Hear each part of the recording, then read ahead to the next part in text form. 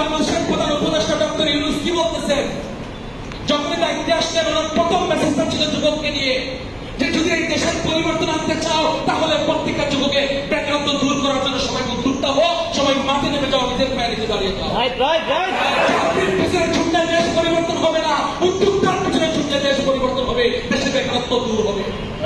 আজকে যে আমাদের দেশে ফেসবুক খুললেই বেকারত্ব, ফেসবুক খুললেই দর্শন, রাতে ডাকাতি কেন?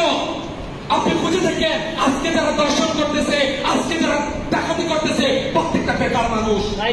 যদি তাদের হাতে কাজ বুঝিয়ে দেওয়া হতো, তারা যদি চাকরিজীবী থাকতো, ব্যবসায়ী থাকতো, তারা আজকে চাকরি করতো না, আজকে ওই ডাকাতি করতো না, আজকে ওই মেয়েদের পিছনে দর্শনের পিছনে ঢুকতো না। আজকে সমাজে যারা ক্ষতির কারণ সবাই দেখেন বেকার। তাহলে মানে এই দেশের যদি আজকে সুন্দর একটা দেশ তৈরি করতে চাও তাহলে আগে বেকারত্ব দূর করতে হবে।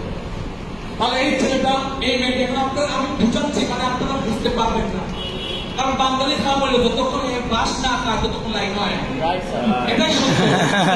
মশার খাবার তো আগে মশাই টাঙ্গাই কিনা রাত 3টার সময় তাবলার করে মশাই টাঙ্গাই